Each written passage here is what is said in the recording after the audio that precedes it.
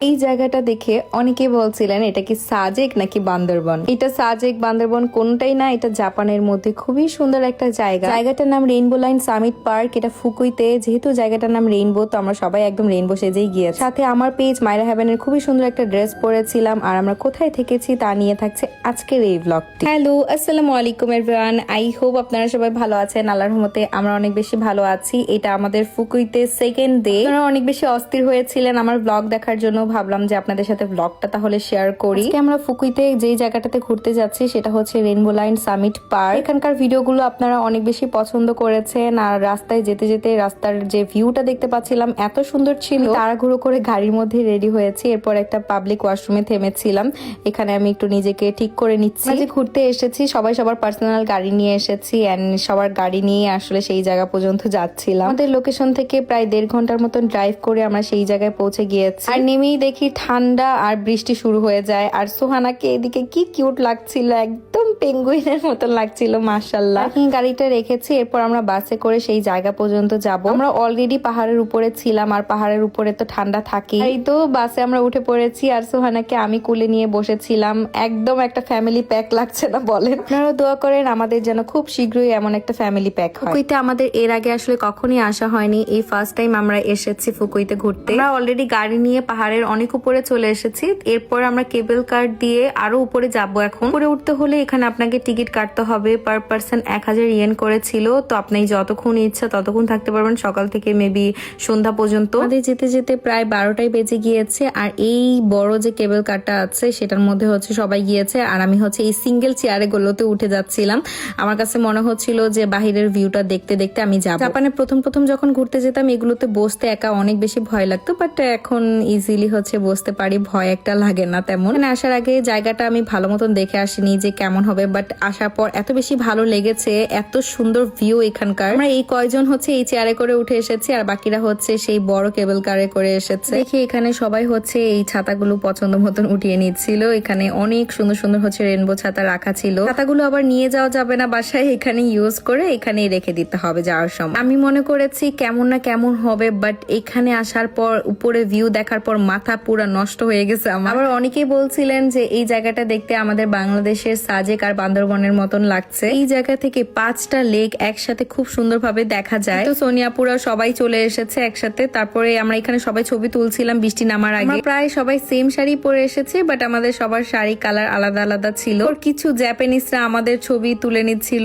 তারা আমাদের সাথে ছবিও তুলেছে। তারাও খুবই সুন্দর সুন্দর কমেন্ট করছিল, আমাদেরকে বলছিল তোমাদেরকে খুবই সুন্দর লাগছে। আমরা ওয়েদারে আগেই দেখে এসেছিলাম যে এই জায়গায় বৃষ্টি পড়বে। তারপর ভাবলাম যে কি না কি হবে, বৃষ্টির মধ্যে কি করব আমরা। এরপর যখন বৃষ্টি পড়েছে এই জায়গায় এত সুন্দর লাগছিল আর এত বাতাস ছিল, মনে হচ্ছিল যে আমাদেরকে উড়িয়ে নিয়ে যাবে। সেদিন এই জায়গায় বৃষ্টি না পড়লে মনে হয় এত সুন্দর লাগতো না এই জায়গাটা দেখতে। সুবহানাল্লাহ, মাশাআল্লাহ, আল্লাহর প্রকৃতি এত সুন্দর, এত সুন্দর সুন্দর প্রকৃতি আমি দেখতে পাচ্ছি। একটু একটু করে বৃষ্টি পড়ছিল, আবার বৃষ্টি থেমেও যাচ্ছিল। আর আমরা এমন টাইপের একটা শাড়ি পরেছি যে বাতাসে আবার শুকিয়েও গিয়েছে আমাদের বৃষ্টির পানি। সিঙ্গাপুরে একটু দেরি করে এসেছে সেদিন। আবার গোল্লার শরীরটা তেমন একটা ভালো ছিল না, আপু একটু ডক্টরের কাছে গিয়েছিল।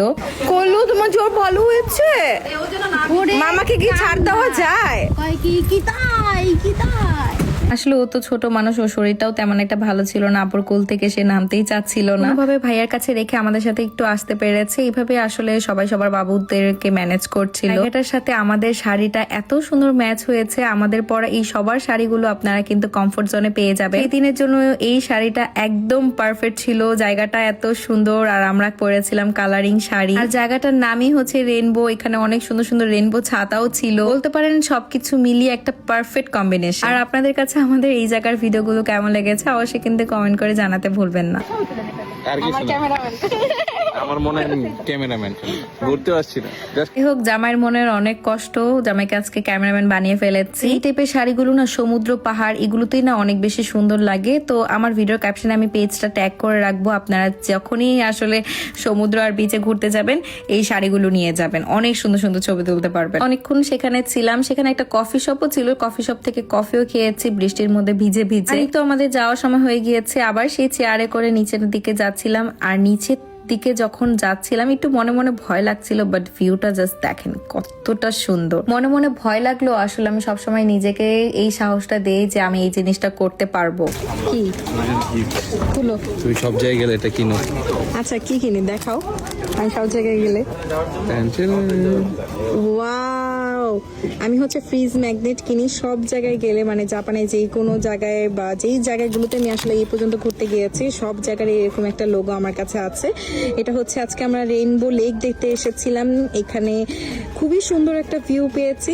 তো এই ভিউরই আসলে একটা খুব সুন্দর ম্যাগনেট সীমান্ত কিনেছে আমার জন্য। থ্যাংক ইউ জান।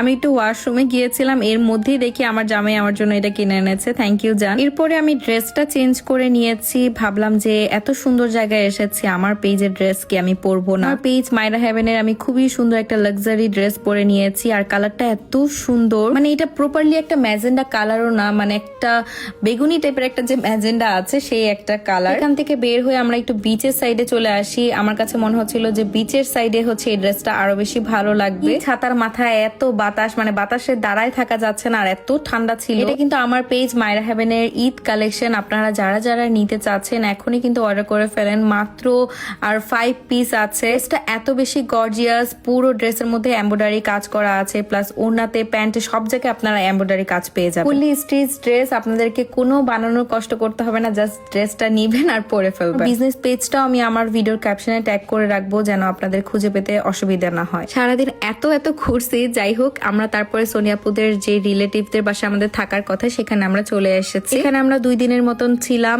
আর তারা এত বেশি আন্তরিক আর এত বেশি ভালো ছিল। আমরা যে এতদিন থেকে এসেছি, আমরা কোনো রিসোর্টে থাকিনি, সোনিয়াপুদের রিলেটিভ এত বেশি আন্তরিক আর এত বেশি ভালো তারা, আমাদের না মনে হচ্ছিল না যে আমরা কারো বাসায় গিয়েছি, মনে হচ্ছিল যে নিজেদেরই বাসা, নিজেদেরই মানুষ সবাই। দিয়ে আমাদের জন্য এত খাবারের আইটেম করেছে। ফার্স্টে হচ্ছে ভাইয়ারা সবাই খেতে বসেছে, ছেলেদের খাওয়া শেষ হলে আমরা খেতে বসবো। এখানের প্রত্যেকটা রান্না এত মজা ছিল, এখনো আমার মুখে লেগে আছে। সে না একটা মজাদার ডাল রান্না করেছে, এই ডালটা মানে আমি তার কাছে রেসিপিও শুনে এসেছে, আমি ভেবেছি যে বাসায় আসলে আমি এটা অবশ্যই ট্রাই করব। তার হাতে রান্নাটা এত তৃপ্তি করে আমরা সবাই খেয়েছি, আর এত মজা ছিল, মানে মুখে প্রশংসা করলেও শেষ হবে না। এভাবেই আমাদের সারাটা দিন কেটে যায়, সবাই এত টায়ার্ড ছিলাম। এরপর সবাই বসেছে উনো খেলার জন্য, এখানে সবাই বসে বসে উনো খেলছিল। তো যাই হোক, আজকের ভিডিওটি এখানে শেষ করছি, দেখা হচ্ছে নেক্সট ব্লগে। সেই পর্যন্ত সবাই ভালো থাকবেন, সুস্থ থাকবেন, আল্লাহ হাফেজ।